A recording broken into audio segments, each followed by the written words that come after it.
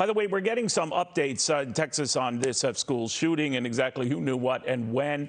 Conflicting stories as to how long the assailant was in the school. We're told upwards of an hour before authorities broke in and stopped him cold. But again, the timeline is very, very difficult. With us right now is Ron Johnson, the Wisconsin Republican senator, sits on the Homeland Security Committee, Foreign Relations Committee, Budget Committee, a lot of crucial committees. Senator, good to have you. Hello, Neil. Hope you're well. I hope you are as well. Let's talk a little bit about, I know both parties have very different views on how to address the shootings like we saw unfold in Texas. But there is talk of a middle ground among Republicans and Democrats. Do you know what that middle ground is? Well, first of all, there's nothing partisan about how America is grieving following another one of these tragedies. There have been a number of pieces of legislation offered by Republicans on the Judiciary Committee to, close some gaps in some of our gun laws, but the Democrats have always rejected those. It's always their way or the highway. What happened on the floor of the Senate yesterday is just a classic example. I was working with the parents of two of the Parkland victims on crafting a piece of legislation that was actually good enough that the previous administration set up the clearinghouse. This is called the Luke and Alex School Safety Act. It establishes a clearinghouse of school safety best practices.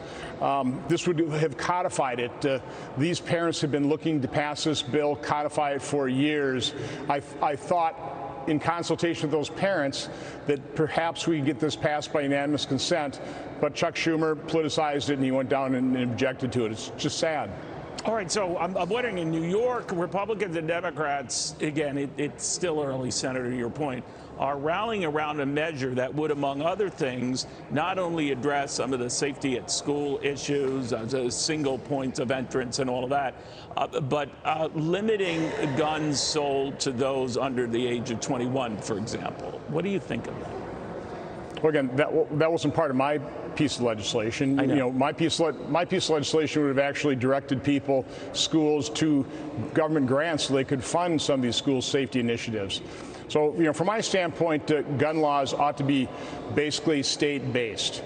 Let states decide what they want to do in their particular states. And those gun laws, we already know, vary widely around the country. But that's really the place to enact these things as opposed to some national standard, which, let's be realistic. I don't think there's a solution here in the federal government. There are very few solutions here in the federal government. I think the federal government either causes or exacerbates more problems than it ever solves. Do you ever think, and I know you don't see it as a gun-only issue, Senator, but we talk about a number of Republicans that espouse the view that this is a mental health issue. Governor Abbott was saying as much yesterday that we don't address that enough. But you could make the same argument. Mental health issues are rampant across the globe, but they don't have the percentage of shootings and the severity of them that we do. I mean, they're not immune to them. New Zealand certainly wasn't immune to that and has some of the strictest gun control laws in the planet. And yet 50 plus people were killed in a rampant shooting a few years ago. So what do you make of the mental health issue and whether that has got to be part of where we go from here? That is the problem. There's a sickness in our society.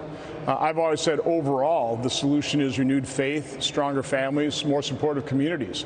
I don't think it's helpful that kids are spending so much time in front of a computer screen, playing these games, being alienated, bullying on social media platforms. We need to re-examine. We need to re-engage into society, have more events person to person. This is a society-wide problem, a society-wide sickness that is not going to be solved by some additional gun laws here in Washington, D.C. Do you think there are some people, though, who shouldn't have guns? Yeah, obviously. Former felons that have used them to commit crimes, people that are, truly mentally ill.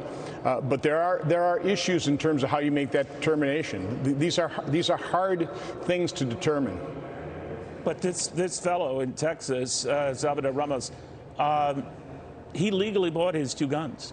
And now, of course, we didn't have the paper trail and the record, to your point, but do you think that would require maybe stiffer background checks? You know, no matter what you do, people fall through the cracks. You can't identify all these problems. You can't arrest somebody for a crime they haven't committed yet. These are difficult issues, but again, the solution lies in stronger families, more supportive communities. I would argue renewed faith. We've lost that. We stopped teaching values in so many of our schools. Now we're teaching wokeness. We're indoctrinating our children with things like CRT, telling some children they're not equal to others and they're the cause of other people's problems. But these shootings, Senator, there's were a going sickness on long before CRT and wokeness, right? Well, yeah, I think CRT's been going on under the radar for quite some time as well. Wokeness has been. Liberal indoctrination has been. This is a much larger issue than what a simple new gun law is going to. It's not going to solve it. It's not going to solve it. All right, we'll see what happens. Senator Johnson, thank you very, very much.